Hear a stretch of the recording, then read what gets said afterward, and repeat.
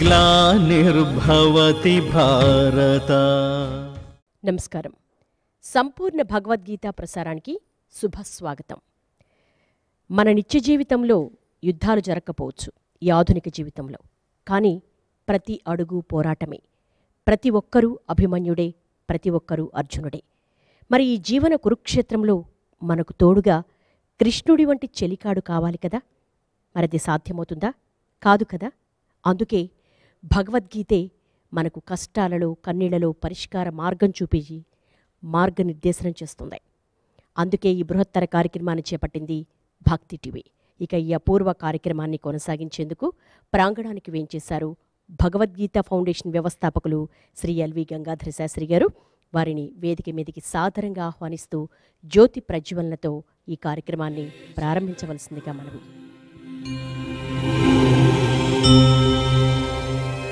కృష్ణం వందే జగద్గురుం,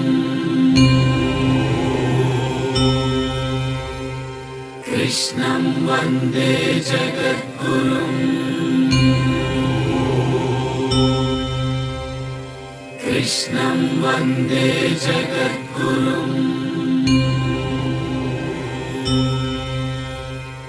కృష్ణం వందే జగద్గురుం,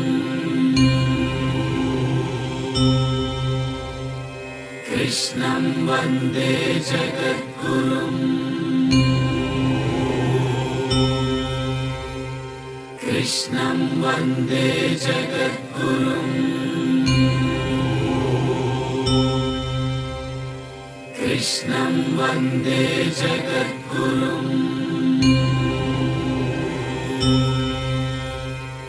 కృష్ణం వందే జగద్గురుం, కృష్ణం వందే జగద్గురుం, కృష్ణం వందే జగద్గురుం, కృష్ణం వందే జగద్గురుం, కృష్ణం వందే జగద్గురుం. కృష్ణం వందే జగద్గురుం. జై శ్రీకృష్ణ. జై శ్రీకృష్ణ. శ్రద్ధాత్రేయ విభాగాన్ని నుంచి మనం ఇప్పుడు మోక్ష సన్యాస యోగంలోకి వెళ్ళబోతున్నాం. ఈ మోక్ష సన్యాస యోగం అనే 18వ అధ్యాయం. దీన్ని ముందు 2 రోజులుగా మనం విభజించుకుని ఇవాళ 40 శ్లోకాలు, రేపు 40 శ్లోకాలు, వాటి సారాంశాన్ని మనం సంక్షిప్తంగా మనం తెలుసుకునే ప్రయత్నం చేద్దాం. ముందు 40 శ్లోకాలని మనం పారాయణం చేసుకుని ఆ తర్వాత ఈ అధ్యాయం ద్వారా పరమాత్మ ప్రపంచానికి అర్జునుడిని నిమిత్తంగా చేసుకుని ప్రపంచానికి ఏం చెప్పదలుచుకున్నాడో మనం పరిశీలిద్దాం. అలాగేనా? ఓం శ్రీ పరమాత్మనే నమః.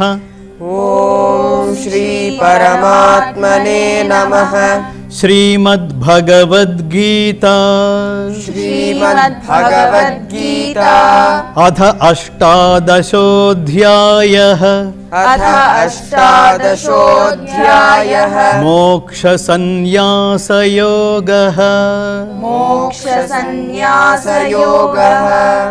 అర్జున ఉవాచ అర్జున ఉవాచ సన్యాసస్య మహాబాహో సన్యాసస్య మహాబాహో తత్వమిచ్ఛామి వేదితుం తత్వమిచ్ఛామి వేదితుం త్యాగస్య చ హృషీకేశ త్యాగస్య చ హృషీకేశ పృథక్ కేశినిషూదన. పృథక్ కేశినిషూదన. శ్రీభగవాన్ ఉవాచ శ్రీభగవాన్ ఉవాచ కామ్యానాం కర్మణాన్యాసం కామ్యానాం కర్మణాన్యాసం సన్యాసం కవయో విదుః సన్యాసం కవయో విదుః సర్వకర్మఫలత్యాగం సర్వకర్మఫలత్యాగం ప్రాహుస్త్యాగం విచక్షణాః. రాహుస్త్యాగం విచక్షణాః. త్యాజ్యం దోషవదిత్యేకే త్యాజ్యం దోషవదిత్యేకే కర్మ ప్రాహుర్మనీషిణః. కర్మ ప్రాహుర్మనీషిణః. యజ్ఞదాన తపః కర్మ యజ్ఞదాన తపః కర్మ న త్యాజ్యమితి చాపరే. న త్యాజ్యమితి చాపరే. నిశ్చయం శృణు మే తత్ర నిశ్చయం శృణు మే తత్ర త్యాగే భరత సత్తమ. త్యాగే భరత సత్తమ. త్యాగో హి పురుష వ్యాఘ్ర త్యాగో హి పురుష వ్యాఘ్ర. త్రివిధః సంప్రకీర్తితః त्रिविधः सम्प्रकीर्तितः यज्ञदान तपः कर्म यज्ञदान तपः कर्म न त्याज्यं कार्यमेव तत् न त्याज्यं कार्यमेव तत् यज्ञोदानं तपश्चैव यज्ञोदानं तपश्चैव पावनानि मनीषिणाम् पावनानि मनीषिणाम् एतान्यपि तु कर्माणि एतान्यपि तु कर्माणि सङ्गं त्यक्त्वा फलानि च सङ्गं त्यक्त्वा फलानि च कर्तव्यानीति मे पार्थ कर्तव्यानीति मे पार्थ निश्चितं मतमुत्तमम् निश्चितं मतमुत्तमम् नियतस्य तु सन्न्यासः नियतस्य तु सन्न्यासः कर्मणो नोपपद्यते कर्मणो नोपपद्यते मोहात् तस्य परित्यागः मोहात् तस्य परित्यागः तामसः परिकीर्तितः तामसः परिकीर्तितः दुःखमित्येव यत्कर्म दुःखमित्येव यत्कर्म कायक्लेशभयात् त्यजेत् कायक्लेशभयात् त्यजेत् सकृत्वा राजसन्त्यागं सकृत्वा राजसन्त्यागम् नैव त्यागफलं लभेत् नैव त्यागफलं लभेत् कार्यमित्येव यत्कर्म कार्यमित्येव यत्कर्म नियतं क्रियतेऽर्जुन नियतं क्रियतेऽर्जुन सङ्गं त्यक्त्वा फलं चैव सङ्गं त्यक्त्वा फलं चैव सत्यागः सात्विको मतः सत्यागः सात्विको मतः न द्वेष्ट्य कुशलं कर्म न द्वेष्ट्य कुशलं कर्म कुशलेनानुषज्यते कुशलेनानुषज्यते त्यागी सत्त्वसमाविष्टः त्यागी सत्त्वसमाविष्टः मेधावी छिन्न संशयः मेधावी छिन्न संशयः न हि देहभृता शक्यं न हि देहभृता शक्यं त्यक्तुं कर्माण्यशेषतः त्यक्तुं कर्माण्यशेषतः यस्तु कर्मफलत्यागी यस्तु कर्मफलत्यागी सत्यागीत्यभिधीयते सत्यागीत्यभिधीयते अनिष्टमिष्टं मिश्रं च अनिष्टमिष्टं मिश्रं च त्रिविधं कर्मणः फलं त्रिविधं कर्मणः फलं भवत्यत्यागिनां प्रेत्य भवत्यत्यागिनां प्रेत्य न तु सन्न्यासिनां क्वचित् न तु सन्न्यासिनां क्वचित् पञ्चैतानि महाबाहो पञ्चैतानि महाबाहो कारणानि निबोध मे कारणानि निबोध मे सांख्ये कृतान्ते प्रोक्तानि सांख्ये कृतान्ते प्रोक्तानि सिद्धये सर्वकर्मणां सिद्धये सर्वकर्मणाम् अधिष्ठानं तथा कर्ता अधिष्ठानं तथा कर्ता करणं च पृथग्विधं करणं च पृथग्विधम् विविधाश्च पृथक् चेष्टाः विविधाश्च पृथक् चेष्टाः दैवं चैवात्र पञ्चमम् दैवं चैवात्र पञ्चमम् शरीरवाङ्मनोभिर्यत् शरीरवाङ्मनोभिर्यत् कर्म प्रारभते नरः कर्म प्रारभते नरः न्याय्यं वा विपरीतं वा न्याय्यं वा विपरीतं वा पञ्चैते तस्य हेतवः पञ्चैते तस्य हेतवः तत्रैवं सति कर्तारं तत्रैव सति कर्तारम् आत्मानं केवलं तु यः आत्मानं केवलं तु यः पश्यत्यकृतबुद्धित्वात् पश्यत्यकृतबुद्धित्वात् न स पश्यति दुर्मतिः न स पश्यति दुर्मतिः यस्य नाहङ्कृतो भावः यस्य नाहङ्कृतो भावः बुद्धिर्यस्य न लिप्यते बुद्धिर्यस्य न लिप्यते हत्वापि स इमान् लोकान् हत्वापि स इमान् लोकान् न हन्ति न निबध्यते न हन्ति न निबध्यते ज्ञानं ज्ञेयं परिज्ञाता ज्ञानं ज्ञेयं परिज्ञाता त्रिविधा कर्म चोदना त्रिविधा कर्म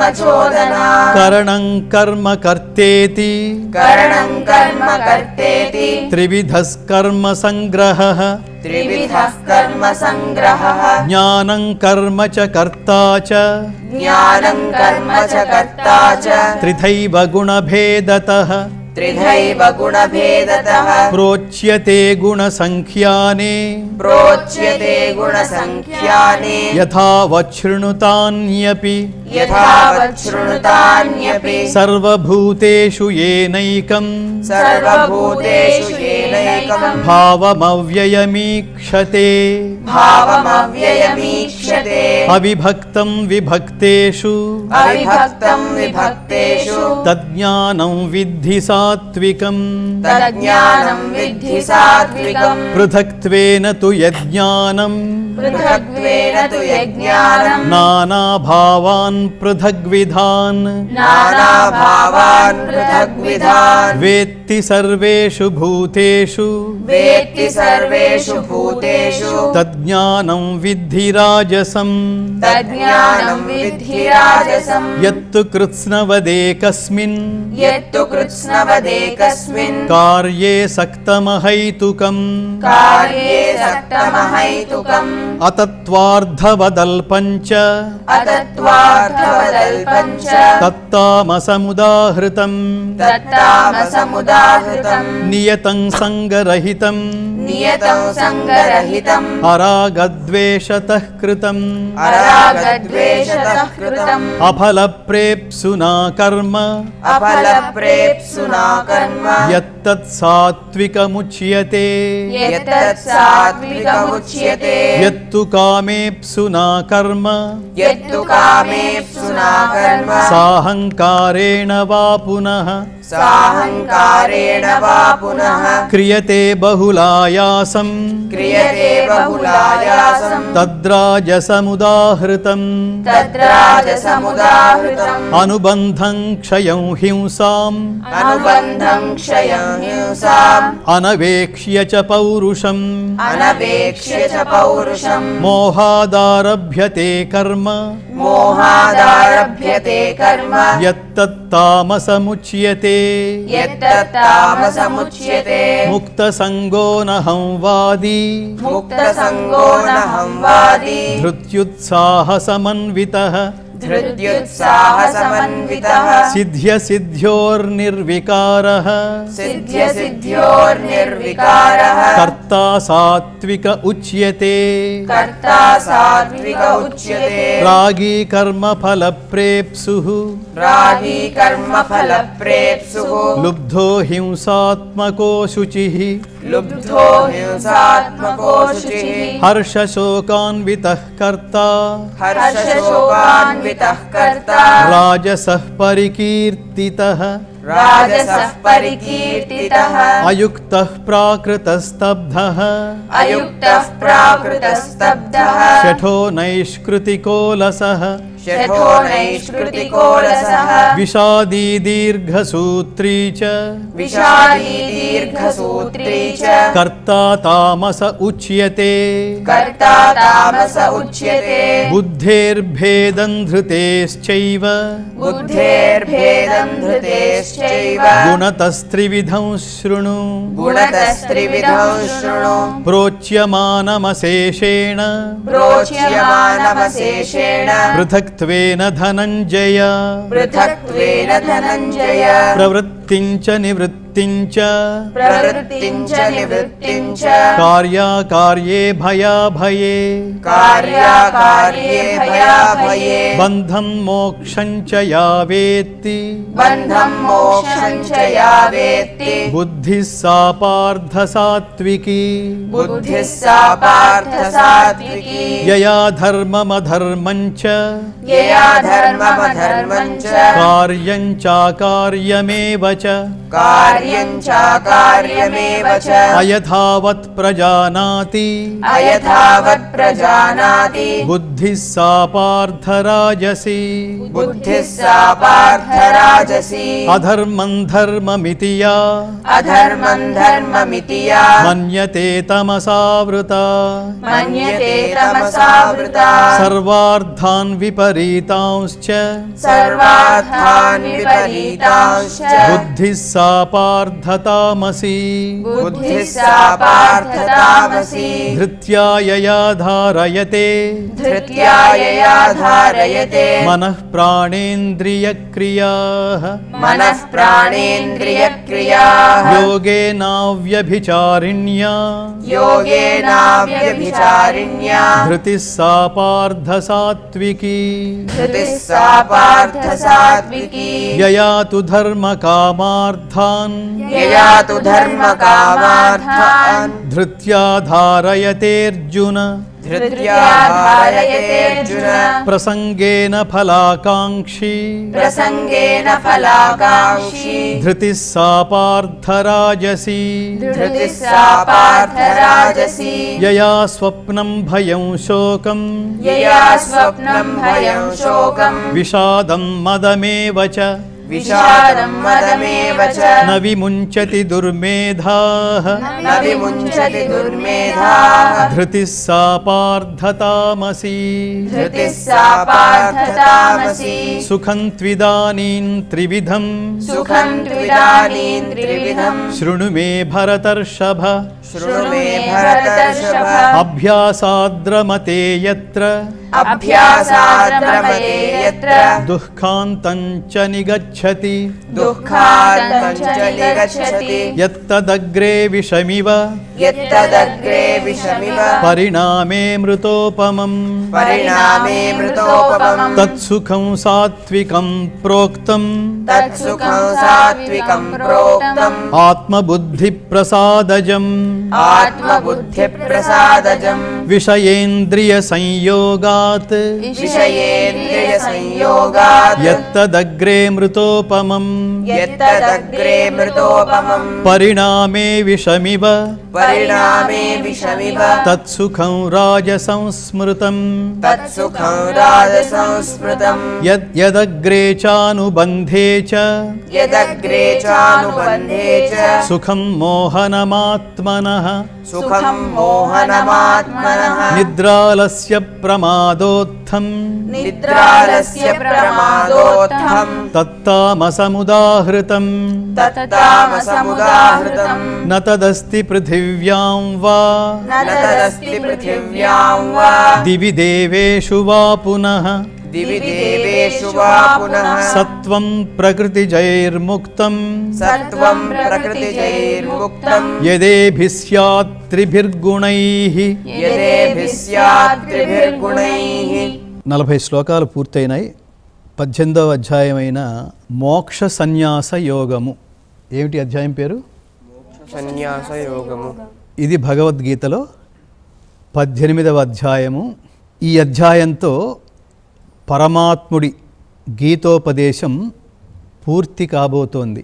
భగవద్గీతలో 2వ అధ్యాయంలో 11వ శ్లోకం నుంచి అశోచ్యానన్వశోచస్త్వం ప్రజ్ఞావాదాంశ్చ భాషసే గతాసు నగతాసూశ్చ నానుశోచంతి పండితాః నానుశోచంతి పండితాః. కృష్ణమూర్తి కృష్ణ పరమాత్ముడు దయాళువై స్మితపూర్వాభిభాషి శ్రీకృష్ణ పరమాత్మ మందహాసముతో చిరునవ్వుతో అర్జునుడు వంక చూసి ప్రారంభిస్తున్నాడు. ఎప్పుడు ప్రారంభించాడు? శిష్యస్తేహం శాధిమాం త్వాం ప్రపన్నం. గురువుకు ఉండవలసిన ప్రాథమిక లక్షణం వాడి అభ్యర్థనను మన్నించి లేదా వాడి ఆలోచనను లేదా వాడి ఉత్సాహాన్ని, వాడి ఆర్తిని, వాడి తెలుసుకోగోరేతనాన్ని, వాడి ఆసక్తిని గమనిస్తే తప్ప ఎవరు ఎవరికి పాఠము చెప్పరాదు. దీని నుంచి మనం తెలుసుకోవాల్సింది ఆసక్తి ఉంటే తప్ప ఏ విద్యను బోధించరాదు. పైగా ఇదేమంటారు? బ్రహ్మ విద్య, పరబ్రహ్మమును తెలిపెడి విద్య కాబట్టి దీన్ని బ్రహ్మ విద్య అన్నాం కదా. ఆత్మానాత్మ వివేకాన్ని స్పష్టపరిచే సాంఖ్యయోగం, జ్ఞానయోగం ఉంది కాబట్టి దీన్ని ఏమన్నారు? ఇది శ్రీమద్భగవద్గీతాసు ఉపనిషత్సు. ఇది ఉపనిషత్సారము. సాక్షాత్తు పరమాత్మ చెప్పటం వల్ల ఇది శ్రీమద్భగవద్గీతాసు బ్రహ్మ విద్యాయాం అన్నాడు. ఆ బ్రహ్మ విద్యాయం అంటే ఇప్పుడు అనుకున్నాం కదా, బ్రహ్మ విద్య అంటే పరబ్రహ్మాన్ని తెలిపే ఆ పరమాత్ముడు అనుగ్రహానికి పాత్రుడై మోక్ష పదాన్ని చేర్చే విద్య కాబట్టి ఇది బ్రహ్మ విద్య అయింది. యోగశాస్త్రే అంటే పరమాత్ముడు జీవాత్మ పరమాత్మని చేరే మార్గాన్ని స్పష్టపరిచే విద్య కాబట్టి ఇది యోగశాస్త్రే, యోగాన్ని తెలిపే విద్య కాబట్టి. శ్రీకృష్ణార్జున సంవాదే, అదే కదా మనం అధ్యాయం చివరిలో మాట్లాడుకుంటున్నాం. అంటే శ్రీకృష్ణుడికి అర్జునుడికి మధ్య సంవాద రూపంలో ఉంది కాబట్టి శ్రీకృష్ణార్జున సంవాదే. అలా ప్రారంభమైన భగవద్గీత ఇప్పుడు చివరి అధ్యాయంలోకి ప్రవేశించాము. ఈ అధ్యాయంలో అర్జునుడు జాగ్రత్తగా ఏం వింటూ ఏ స్థితికి వచ్చాడో మనం చూడబోతున్నాం. ఈ అధ్యాయం పేరు మోక్ష సన్యాస యోగం. ఇదేమిటి? మళ్ళీ లింక్ లేకుండా మొదటి నుంచి పరమాత్మ ఏమని చెప్పుకుంటూ వస్తున్నాడు?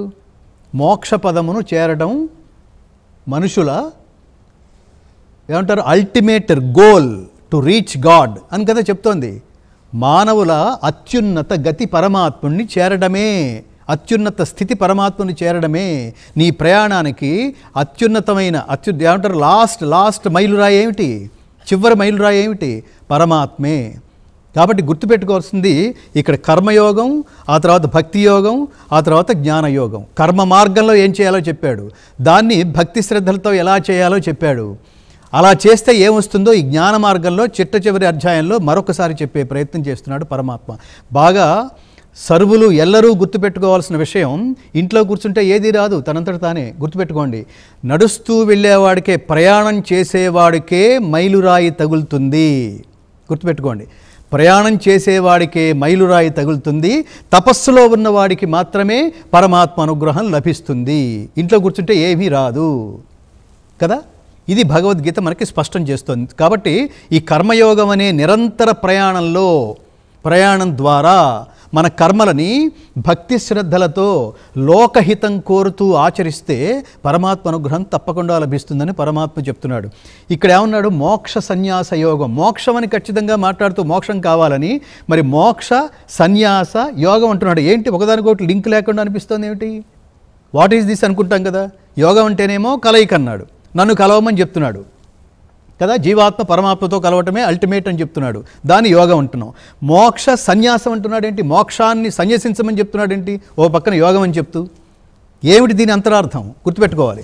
మనం ప్రారంభంలో మాట్లాడుకున్నాం వాచ్యార్థం, లక్ష్యార్థం. పరమాత్మ ఇలా అన్నాడంటే ఏదో గూఢమైన అర్థం ఉందిరా, దాన్ని గురువుల ద్వారా తెలుసుకోవాలి. మనం చదవగానే అర్థమైపోయేది వాచ్యార్థం. రెండవది లోపలికి వెళ్ళి దాని అసలు అర్థం, దాని గూఢార్థం, దాని లక్ష్యార్థం తెలుసుకోవాలంటే మహాత్ముల్ని, సద్గురువుల్ని ఆశ్రయించవలసినదే. కాబట్టి ఇక్కడ దీని అర్థం ఏమిటంటే, మోక్షం అంటే అర్థం ఏమిటి? మోక్షం అంటే ఎవరినైతే చేరుకుంటున్నామో వాడి పేరే మోక్షము. పరమాత్మను చేరుకునే స్థితి, ఆ స్థితిని ఏమంటాం మనం? మోక్షము అంటున్నాం. కాబట్టి మోక్షం అంటేనే దైవము. సన్యాసం అంటే అర్థం ఏమిటి? సన్యాసం అనే పదానికి లక్ష్యార్థం ఏమిటి అంటే కర్మల్ని వదిలిపెట్టేయమని కాదు, కర్మ ఫలితాల్ని వదిలిపెట్టేయమని. ఎవరికి వదిలిపెట్టమంటున్నాడు? ఈ మోక్షం అనే పరమాత్మకి వదిలిపెట్టమంటున్నాడు. కాబట్టి దీని అర్థం ఏమిటి? సమస్త కర్మఫలాలని అర్పించటమే సన్యాసమైనప్పుడు ఈ సన్యాసాన్ని పరమాత్మకి అర్పించటమే, ఆ దైవానికి అర్పించటమే, మోక్షం అనే పద రూపంలో ఉన్న పరమాత్ముడికి అర్పించటమే దీన్ని యోగం అంటారు. కాబట్టి మోక్ష సన్యాస యోగానికి ఆ పేరు ఎందుకు వచ్చిందంటే ఇదనమాట. సమస్త కర్మల్ని భక్తి శ్రద్ధలతో అన్నాడు కదా. భక్త్యాతు అనన్యయా శక్య అహమేవం విధోర్చున జ్ఞాతుం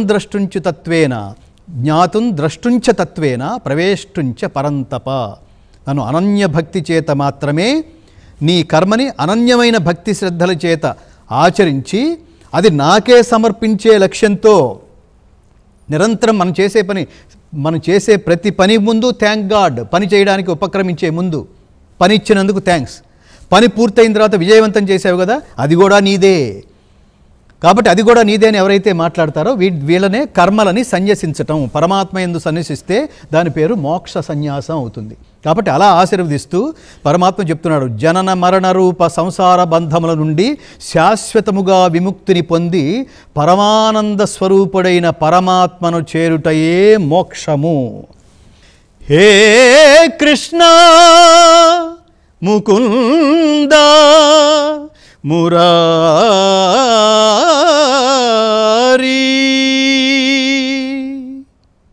అని తాదాత్మ్యంతో నేను కళ్ళు మూసుకుని పాడుతూ ఇలా కళ్ళు తెరవగానే కువైట్ అనే ప్రదేశంలో, కువైట్ ముస్లిం దేశాల్లో అదొకటి, అనగానే వెంటనే వేదిక ముందు కూర్చున్న కొంతమంది దయచేసి ఆపేయండి సార్ అని ఇలా సంజ్ఞ చేస్తున్నారు, దండం పెడుతున్నారు, అంటున్నారు. అంటే ఎందుకు ఇలా అంటున్నారు? ఏదో కెవ్వు కేక అని పాట పాడాను అనుకోండి, అప్పుడు వాళ్ళు అంటుంటే ఒక అర్థం ఉంది, భలే ఉంది అనే ఎక్స్ప్రెషన్ ఇస్తున్నారేమో అని అనుకోవచ్చు. ఇదేమిటి ఈ పాటకి ఇలా అంటున్నారేమిటి అన్నది నాకు అర్థం కాల. పాట మొత్తం కొనసాగించిన తర్వాత ఆ ముందు కూర్చున్న 10 మంది స్టేజీ వెనక్కి వచ్చి ఒక్క నిమిషం ఈ పక్కకు వస్తారా అన్నారు. వాళ్ళు పక్కకు వెళ్తే వాళ్ళు అన్నారు, ఇదేమిటి స్వామి, ఇది ముస్లిం కంట్రీ, ఈ దేశంలో మీరు వేరే దేవుడి పేరు కనుక ఉచ్చరిస్తే మమ్మల్ని కలిసి కృష్ణ జన్మస్థానంలో తోస్తారు సార్, అందుకని వేరే దేవుళ్ళు పాటలు పాడొద్దు సార్ అన్నారు. ఆలోచించండి, మిగతా దేశాలు ఎంత అభద్రతతో సఫర్ అవుతున్నాయో చూడండి, బాధపడుతున్నాయో చూడండి. మనకి ఇక్కడ గొడవ లేదు. ఈ పక్క నుంచి చర్చి నుంచి ఒక మైకు వినిపిస్తుంటుంది, ఈ పక్క నుంచి మసీదు నుంచి ముస్లిం నమాజులు వినిపిస్తుంటాయి మనకి. ఏమిటి మనం అందరం ఎవరి దేవుణ్ణి వారు ప్రార్థించుకుంటున్నారు అనే భావంతో చూస్తాం తప్ప ఎప్పుడన్నా విసుగు మొహం మనకు ఎప్పుడన్నా కనిపిస్తుందా? ఆ ఎక్స్ప్రెషన్తో ఎప్పుడన్నా మనం దాన్ని ఎదుర్కోవడానికి ఎప్పుడన్నా ప్రయత్నించామా? వద్దని అనడానికి ప్రయత్నించామా? అనడానికి మనసొప్పుతుందా? ఎందుకని? మన స్థితి ఏమిటంటే ఒకడే దేవుడు, ఇంతమంది వేరే దేవుడు అన్నాడేంటి వాడు? అసలు ఆ స్థితి ఏంటి? ఆలోచన ఏమిటి? ఎంతమంది దేవుళ్ళు చూశారు వీళ్ళు? అసలు మనుషులు ఎంతమంది దేవుళ్ళని దర్శించుకున్నారు? ఇక్కడ ఏమని చెప్తున్నాడు? ఏ యథా మాం ప్రపద్యంతే తాంస్తథైవ భజామ్యహం మమ వర్త్మానువర్తంతే మనుష్యాః పార్థ సర్వశః. దేవుడి పేరు ఎక్కడ చెప్పాడా? ఎవడెవడు ఏ విధములుగా నన్ను ప్రార్థిస్తున్నారో వాళ్ళని ఆయా విధములుగా అనుగ్రహించుతున్నాను.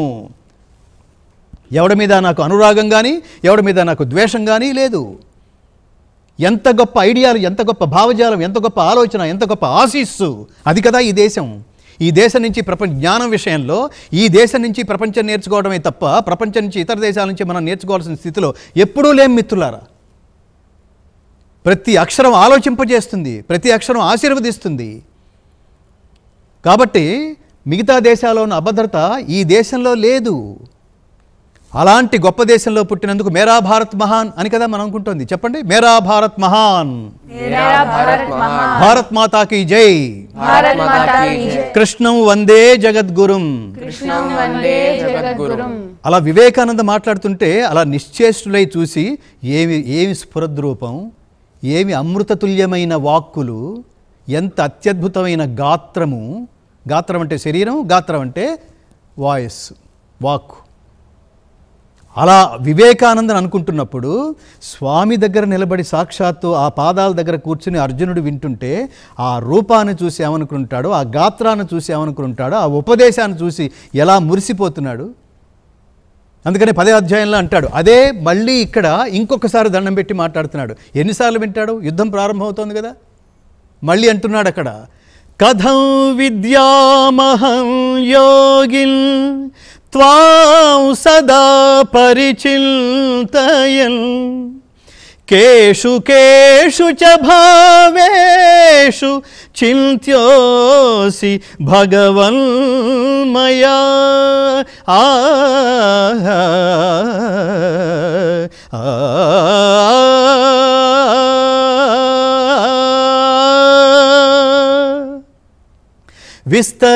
విస్తరేణాత్మనో యోగం విభూతించ జనార్దన భూయః కథయ తృప్తిర్హి శృణ్వతో నాస్తి మే మృతం.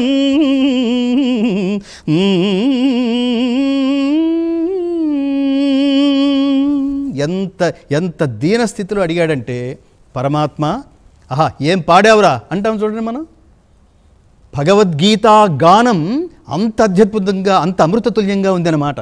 ఏమంటున్నాడంటే, యోగేశ్వర పరమాత్మ, నిన్ను సదా నేను ఏ విధంగా ధ్యానిస్తూ తెలుసుకోవాలి చెప్పు పరమాత్మ. విభూతి యోగంలో అంటున్నాడు, నీ విభూతిని ఈ ప్రపంచంలోని వస్తు విశేష ప్రాణి సముదాయంలో నేను ఎలా ఏ రూపాల్లో చూసి నేను తెలుసుకోగలను? మొత్తం విస్తరించానన్నావు కదా, ఎలా తెలుసుకోగలను? అలా నీ యోగ మహిమను, నీ లీలా విభూతులను సవిస్తరంగా మళ్ళీ చెప్పన్నాడు. సవిస్తరంగా మళ్ళీ చెప్పు. ఎందుకు మళ్ళీ చెప్పమని అడుగుతున్నాను తెలుసా?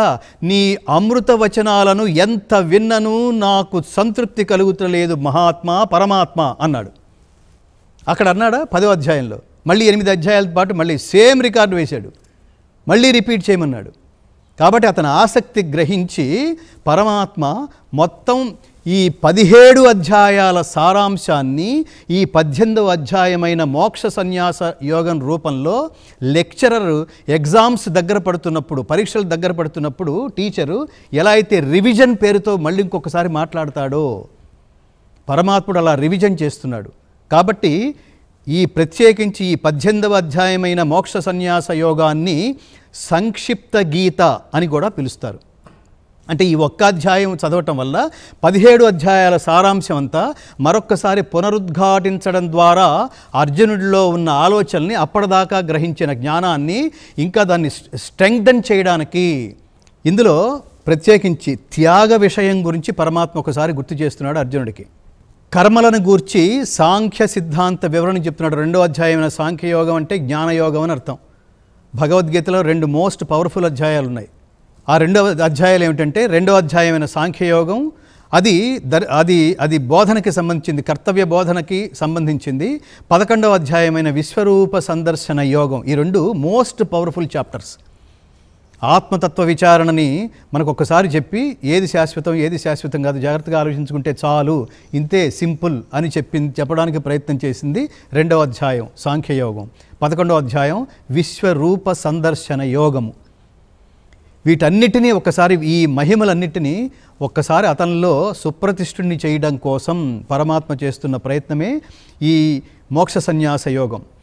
కాబట్టి త్రిగుణాల ప్రకారం అంటే ఏదైతే మనస్సులో మనకి సత్వగుణం, రజోగుణం, తమోగుణం ఇవే కదా మనతో పనులన్నీ చేస్తోంది. ఈ పనులన్నీ ఎక్కడి నుంచి చేస్తున్నాయి? మనకి ఇంద్రియాల వల్ల. ఇవన్నీ వెతుక్కుంటూ వెళ్తే ఇంద్రియాల వల్ల. ఇవన్నీ ఎందుకు పనిచేస్తున్నాయి? మనం కంట్రోల్, మన మనస్సుతో కూడి ప్రవర్తిస్తున్నాయి. ఇప్పుడు మన ఆలోచన అంతా వీటిని కంట్రోల్ చేసుకోవడం మాత్రం నీ చేతిలోనే ఉంది. ఎప్పుడు అంత చేసేవాడు వాడే, చేయించేవాడు వాడే అని వదిలేసి అన్ని వెధవ పనులు చేస్తూ కూర్చోకండి. లోపల వాడే చేస్తున్నాడు అనుకుంటూ వాడు చేయించడు. వాడు కర్మఫల ప్రదాత, కర్మసాక్షి మాత్రమే. నీకు అన్నీ ఇచ్చేశాడు. ఎలా చేస్తున్నాడో గుర్తుపెట్టుకోండి.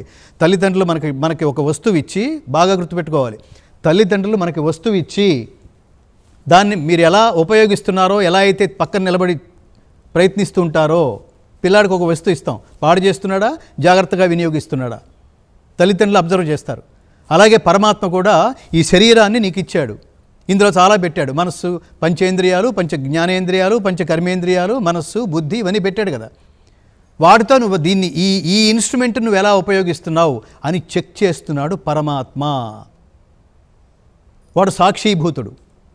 కాబట్టి దీన్ని బట్టి నీకు ఫలితాన్ని ఇస్తాడు అని చెప్తున్నారు. కాబట్టి జ్ఞాననిష్ట, జ్ఞానం అంటే ఏమిటి, ఆ నిష్ట ఏమిటి, దాని విషయాలు ఏమిటి, ఆ జ్ఞానంతో నువ్వు మమేకమైతే ఏమొస్తుంది, గతంలో ఏం చెప్పాడో దాన్ని ఒక్కసారి మళ్ళీ రిపీట్ చేసే ప్రయత్నం చేస్తున్నాడు. భక్తి సహిత నిష్కామ కర్మయోగము, ఇదే కదా చెప్పింది. కర్మ చేయాలి, కానీ ఏ కర్మ చేయటం వల్ల పరమాత్ముని చేరుకుంటామో దాన్ని కర్మయోగం అంటాం. మామూలుగా చేస్తే నీ కోసం చేస్తే దాని పేరు మామూలు కర్మ మాత్రమే. జంతువులు కూడా చేస్తాయి. కానీ పరమాత్మని చేరడం కోసం, ఆయన ఆశీస్సులు పొందడం కోసం నువ్వు చేసే కర్మ మాత్రమే కర్మయోగం అవుతుంది అనే విషయాన్ని ఇక్కడ సంక్షిప్తంగా గుర్తు చేసే ప్రయత్నం చేస్తున్నాడు పరమాత్మ. భక్తి సహిత నిష్కామ కర్మయోగ విషయంతో పాటు భగవత్ శరణాగతి, పరమాత్మని శరణు వేడితే నీవే తప్ప ఇతఃపరం బెరుగ మన్నింపవే దీనునిన్ శిష్యస్తేహం శాధిమాం త్వాం ప్రపన్నం, నేను నీ శిష్యుణ్ణి అన్నందుకు ఇంత చెప్పాడనమాట.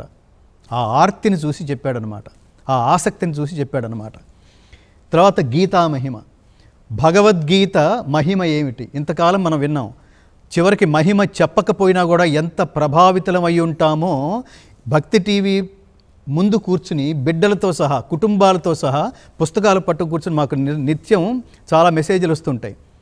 మనం ఇప్పుడు పారాయణం చేస్తున్నాం కదా, ఈ చేస్తున్న పారాయణాన్ని వాళ్ళు భక్తి టీవీ ముందు కూర్చున్న ప్రేక్షకులు వాళ్ళు చదువుతూ బిడ్డలతో కూడా చదివించే ప్రయత్నం చేస్తున్నారు. ఎంత ఎంత ఎంత ఎంత మహోత్కృష్టమైన అవకాశం ఇది. దాన్ని పొందుతూనే ఉన్నాం. కానీ సంక్షిప్తంగా చెప్తున్నాడు ఎవరు? సంజయుడు ధృతరాష్ట్రుడికి చెప్తున్నాడు. అసలు ధృతం అంటే అర్థం ఏమిటో తెలుసా? ధృతం అంటే గట్టిగా, నిశ్చయంగా, గట్టిగా అని అర్థం. రాష్ట్రము అంటే ధృతరాష్ట్రుడు కదా, రాష్ట్రం అంటే దేశం అని అర్థం. ఏమని అడిగారు వీళ్ళు? మొత్తం 12 అరణ్యవాసం, 1 ఏడు అజ్ఞాతవాసం పూర్తి చేసుకుని వచ్చిన తర్వాత కనీసం మాకు 5 ఊళ్ళన్నా ఇమ్మంటే ఒక్క గుండు సూది మనం మోపే భూమిని కూడా నీకు ఇవ్వం. అంటే తనది కాని ప్రదేశాన్ని వాడు గట్టిగా పట్టుకుని ఉన్నాడు. తనది కాని దాన్ని ఎవడైతే పట్టుకుని ఉంటాడో, తనది కాంది ఎవడైతే తనదని భావిస్తాడో వాడి పేరు ధృతరాష్ట్రుడు అని అర్థం. ధృతరాష్ట్రుడు శారీరకంగా గుడ్డివాడైతే వాడిని నిందించరాదు. కానీ వాడు మానసికంగా జ్ఞానపరంగా కూడా గుడ్డివాడు కావటం వల్ల ధృతరాష్ట్రుడు అలాంటి గుడ్డివాడు కూడా అడిగిన ఒకే ఒక్క ప్రశ్నకి ధృతరాష్ట్రుడు కూడా యోగంలోకి ఎందుకు చేర్చారంటే భగవద్గీత శాస్త్రంలో భగవద్గీతా యోగంలో ఎందుకు అతను చేర్చారంటే అతను అడిగిన ప్రశ్న కారణంగా కదా సంజయుడు మొత్తం భగవద్గీతని ప్రపంచానికి నివేదించింది. అందుకని అదృష్టవంతుడు అయిపోయాడు ధృతరాష్ట్రుడు. కాబట్టి ధృతరాష్ట్రుడి నుంచి మనం నేర్చుకోకూడదు ఏమిటంటే తనది కాని దాన్ని పట్టుకోవటం. అదే కదా ప్రపంచంలో అత్యంత దుర్మార్గం ఏమిటంటే నాది కాదు కానీ అది నాదని ప్రతి వాడు ఎవడి సక్సెస్నైనా దేన్నైనా వీడి అకౌంట్లో వేసుకోవడానికి ప్రయత్నిస్తాడు. పివి నరసింహారావు గారు చాలా గొప్పవాళ్ళండి అనగారు వెంటనే వాడేమంటాడంటే అవును మా సందులోనే ఉండేవాడు, మా ఇంటి ముందు నుంచే వెళ్ళేవాడు రోజు, ఏమిటో వీడింటి ముందు నుంచే వెళ్ళటం కారణంగా అంతటి వాడైనట్టు. క్రెడిట్ ఎవరికి వెళ్ళనివాడు వాడు. గంగాధర శాస్త్రి గారు మీరు చాలా బాగా పాడతారు. నేను అప్పుడు అడిగాను, మీకు ఒకసారి బందర్ బస్ స్టాండ్లో కలిసినప్పుడు మిమ్మల్ని అడిగాను, గుర్తుందా ఆ పాట? అది పాడారు మీరు, నాకు గుర్తొచ్చింది, నేను అప్పుడు అడిగాను, మీరు అది గుర్తుపెట్టుకుని పాడాను అంటాడు వాడు. పాట ఎలా ఉంది చెప్పడు. కాబట్టి ఎవడైనా చాలామందికి ఈ మానసిక రుగ్మత ఉంటుందన్నమాట. క్రెడిట్ వాడు బాగా ఒక మంచి పని చేశాడంటే వాడిని ఆశీర్వదించడం పోయి దాని అంతటికీ నేనే కారకుణ్ణి, దీని అంతటికీ all the credit goes to me only అన్నట్టుగా వాడి అకౌంట్లో వేయడానికి ప్రయత్నిస్తాడో ఖచ్చితంగా అలాంటి వాళ్ళు ఎదురుపడితే వాడికి ధృతరాష్ట్రుడనే పేరు పెట్టండి. తనది కాని దాన్ని తనది అనుకునేవాడే ధృతరాష్ట్రుడు. కాబట్టి చివరిలో ఈ గీతామహిమ అయిపోయిన తర్వాత సంజయుని గీతాస్తుతి అది చెప్తాడు. ఆ భగవద్గీతను శ్రీకృష్ణ పరమాత్మ భగవద్గీతని అర్జునుడికి ఉపదేశిస్తున్నప్పుడు తను కూడా ప్రత్యక్షంగా విన్నాడు కదా. ఎవరు చెప్పారు? కృష్ణ పరమాత్మ. ఎవరికి చెప్పాడు? అర్జునుడికి. ఎవరు విన్నారు? వేదవ్యాసుడి దివ్యదృష్టితో విన్నాడు. వేదవ్యాస మహర్షి చేత ప్రసాదితమైన దివ్యదృష్టితో సంజయుడు విన్నాడు. అలాగే రథం మీద టెక్కెం మీద ఉన్న ఆంజనేయ స్వామి విన్నాడు. కాబట్టి ఇంతమంది విని విశ్వరూపాన్ని అయితే దేవతలందరూ దాన్ని ఎప్పటి నుంచో కోరడానికి, ఎప్పటి నుంచో దర్శించడానికి సిద్ధంగా ఉన్న దేవతలు దర్శించి ఇంతమందికి మహానందాన్ని, అప్పుడున్న వాళ్ళకి మహానందాన్ని కలగజేసిన కృష్ణ పరమాత్మ ఇప్పటికీ భగవద్గీత రూపంలో ప్రజలందరికీ భగవద్గీత రూపంలో ఇంత జ్ఞానాన్ని మనకి పంచిపెట్టినందుకు పరమాత్మకి మనం కృతజ్ఞతలు చెబుతూ ఈ మోక్ష సన్యాస యోగ ప్రాప్తిలో మనం తరించే ప్రయత్నం చేద్దాం. ఇవాళ కామ్యానాం కర్మణాన్యాసం సన్యాసం కవయో విదుః సర్వకర్మ ఫలత్యాగం ప్రాహుస్త్యాగం విచక్షణాః అన్నాడు. జ్యోతిష్ఠోమాది కామ్యకర్మలను పరిత్యజించుటయే సన్యాసమనియు. మళ్ళీ ఒకసారి రివిజన్ చేస్తున్నాడు. సన్యాసం అంటే ఏమిటట? కామ్యకర్మలను. ఇంతకుముందు ఏమని చెప్పాడు? నిష్కామ కర్మ కంటే కామ్యకర్మ అధమమైనది. అంటే ఫలితం కోరి ఫలితం కోసమే పనులు చేసేవాళ్ళు దీనులు అని చెప్పాడు చూడండి 2వ అధ్యాయంలో. కాబట్టి అట్లాంటి కామ్యకర్మని పరిత్యజించటమే సన్యాసమని, సర్వకర్మ ఫలాల్ని త్యజించుటమే త్యాగమని. వాడు గొప్ప త్యాగిరా అని మాట్లాడేస్తుంటాం ప్రద్యానికి. త్యాగం అంటే అర్థం ఏమిటంటే కర్మఫల త్యాగమే. పని చేసి ఆ పని తాలూకు ఫలితాన్ని పరమాత్మకు అర్పించటం. పని చేసిన ఫలితాన్ని ఎవరైతే ఆ పని చేయడానికి మనకి ఇచ్చారో ఈ క్రెడిట్ అంతా ఆయనదే. మనం చెప్తున్నాం చూడండి, ఇవాళ ఇన్ని రోజుల కార్యక్రమం ఏర్పాటు చేయడానికి ఎవరైతే ప్లాన్ చేశారో, ఎవరైతే నిర్ణయించారో ఈ క్రెడిట్ అంతా వాళ్ళదే కదా. మనం కేవలం నిమిత్త మాత్రులమై కదా ఈ పనులన్నీ చేస్తోంది, అంతే కదా. కాబట్టి దీన్ని గుర్తు చేస్తూ పరమాత్మ దీన్ని త్యాగం అంటారు అని పండితులు చెప్తున్నారని చెబుతూ, యజ్ఞదాన తపః కర్మ నత్యాజ్యం కార్యమేవ తత్ యజ్ఞోదానం తపశ్చైవ పావనాని మనీషిణాం పావనాని మనీషిణాం.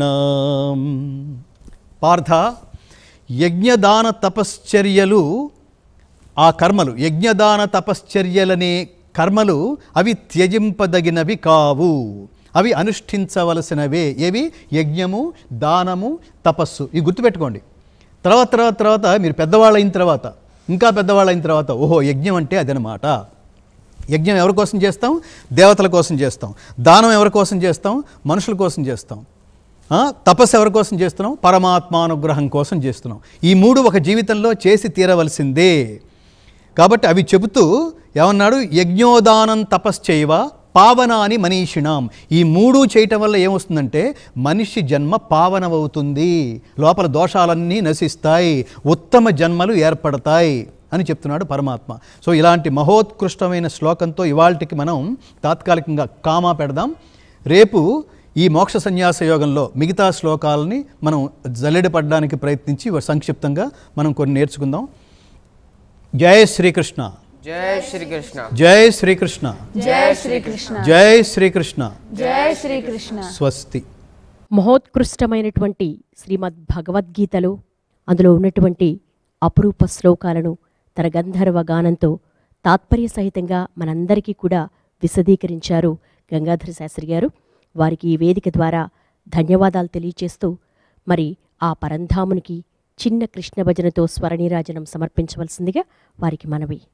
సర్వోపనిషదో గావో దోగ్ధా గోపాలనందనః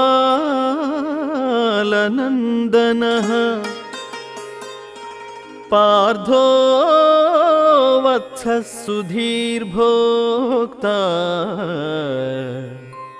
దుగ్ధం గీతామృతం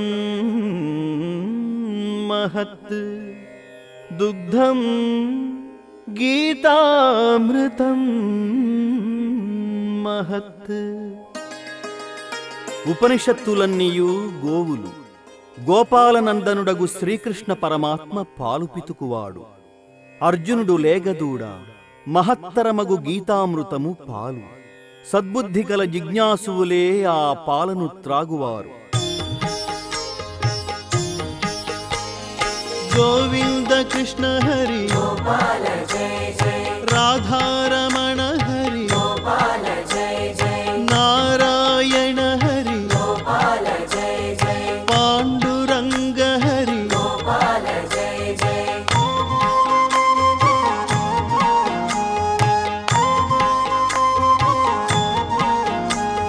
శంఖ చక్రధర జై ఆశ్రిత వత్సల జై ద్వారకాధిపతి జై విశ్వమంగళ విభో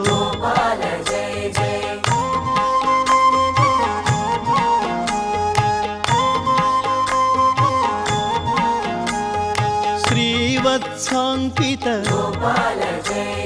శ్రీకౌస్తుభధర గోవర్ధన గిరిధర గోకుల పాలక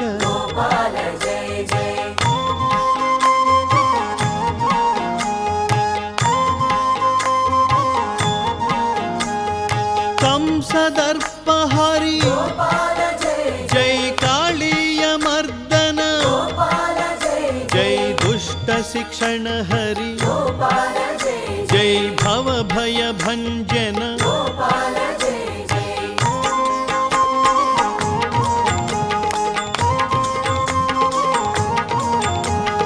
జగదాధార కలుష విదూర యదుకుల తిలక ఆనందకారక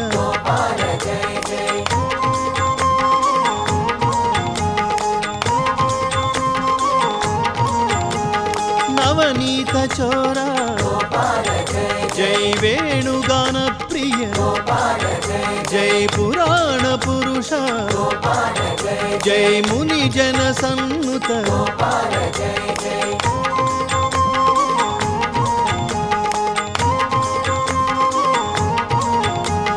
దుఃఖ విమోచన ఆనందనందన జ్ఞాన ప్రదాయక మోక్ష ప్రదాయక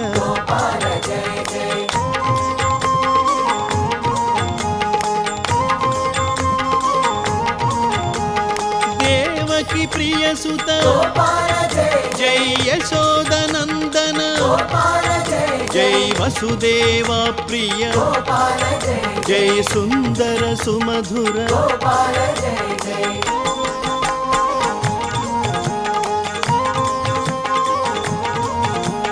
గీతాచార్య హరి కరుణాసాగర మకర కుండలధర బృందావనచారి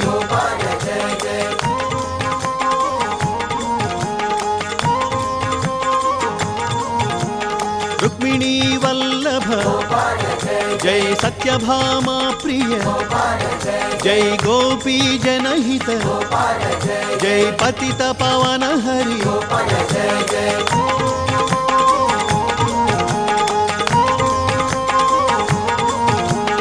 హరే రామ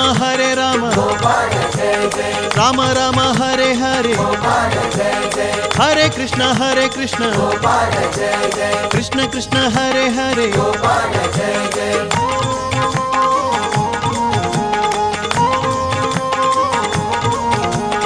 ముకుంద మాం పాహి జై గోవింద మాం పాహి జై మురారి మాం పాహి జై మాధవ మాం పాహి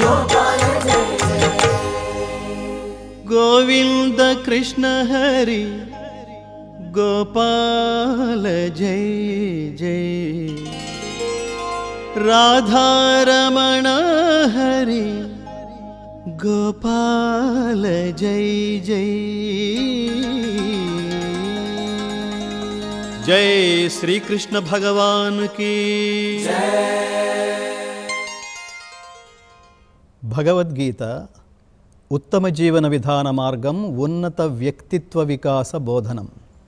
భగవద్గీత సర్వమానవులకు ఆశాదీపం, సాధకులకు కల్పవృక్షం. భగవద్గీత జీవనగీత, మరణగీత కాదు, మరణగీతగా మార్చకండి. గీత నేర్చుకుందాం, గీత నేర్పించుదాం. గీత నేర్చుకుందాం, రాత మార్చుకుందాం. ఇంటింటా గీతా జ్యోతుల్ని వెలిగిద్దాం. సనాతన ధర్మ భారతీయ జ్యోతులై ప్రకాశిద్దాం.